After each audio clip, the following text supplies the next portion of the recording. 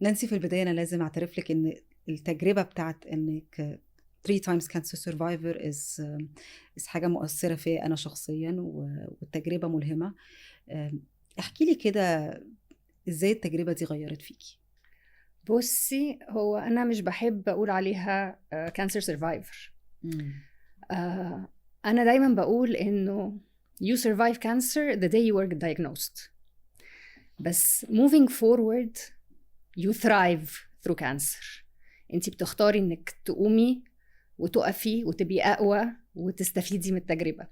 فأنا مش بحب أقول survivor، لأنه السرفايفر دي انك تعيشي، بس تعيشي ازاي؟ فأنا بختار اني أقول انه to thrive، انه تستفيدي من التجربة دي وتبقي أقوى وتبقي أحسن وتطلعي أحسن ما فيكي. بعد تاني experience أو تاني diagnosis في الكانسر، انت قررتي ان انت تبدأي مشروع مختلف. ايه الفكرة ان انت بدأتي فكرة ان انت تهتمي بالأكل الصحي، وان انت عايزة تكوني بتساعدي الناس ان هم يهتموا بصحتهم especially بعد الاكسبيرينس او بعد السكند diagnosis؟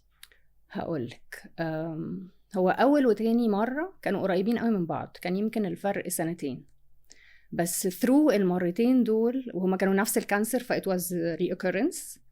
فابتديت أقرأ، ابتديت أشوف إيه علاقة الأكل بالكانسر، أنا ليه جالي كانسر تاني. فابتديت أتعمق شوية في علاقة الأكل بالكانسر، علاقة الأكل بالصحة، علاقة الرياضة بالصحة. وكان في حد هو اللي لفت نظر الموضوع ده، هي كانت مدربة الرياضة بتاعتي. هي اللي خلتني أعمل رياضة وي كونكتد، لأن هي كمان كان عندها كانسر مخ. فوي كونكتد في الحتة دي، وهي قالت لي إنه هي اللي خلتني أخد أولى خطواتي towards a better life، إنه أشوف الأكل إيه علاقته، أشوف الرياضة إيه علاقتها. فابتديت أنا أتعمق شوية أكتر في الموضوع ده، وابتديت أغير من اللايف ستايل بتاعي. ابتديت أعمل رياضة، ما كنتش بعمل رياضة أبدا. ابتديت أعمل رياضة، ابتديت أغير من أكلي. أنا غير الكانسر أنا كنت طول عمري عيانة، طول عمري عندي قولون، طول عمري بطني وجعاني، طول عمري كده. ففي الوقت ده لما ابتديت أغير من حياتي حسيت بفرق رهيب رهيب. فحسيت إنه it's حاجة مهمة تشير. وأنا كنت already دخلت انتو الموضوع قوي، والناس ابتدت تسألني وكده، فقلت why not إن أنا أذاكر. وكنت ساعتها عايشة في أمريكا، فالموضوع ده كان سهل قوي مذاكرته. فذاكرت ولقيت الموضوع is very interesting، فخدت شهادة والتانية. بس وابتدت من هنا. معلش، هو سؤال شخصي شوية، بس التجربة بتاعت الكانسر فرقت معاكي في ايه؟ خصوصا انتي ده 3 مرات diagnosis. بصي، أول مرتين حاجة والتالتة حاجة تانية خالص. حاجة تانية خالص. يعني أنا كنت دايما بقول إنه أول مرتين it made me a better person.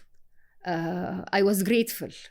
فعلا I was grateful، لأن كان أول مرتين ما أثروش، يعني ما أثروش على حياتي، ما أثروش على quality of life. يعني I recovered من العمليات، بس كنت أحسن، كانت صحتي أحسن، لأن أنا متعلمت أكل كويس وتعلمت أعمل رياضة كويس. فكنت أحسن بكتير من ما كنت قبل ما يجيلي كانسر. فدايما بقول إنه أول مرتين دول لا I'm grateful وغيروا حياتي و it was a blessing. التالتة كانت صدمة شوية. لأنه التالتة كانت بعد 7 سنين.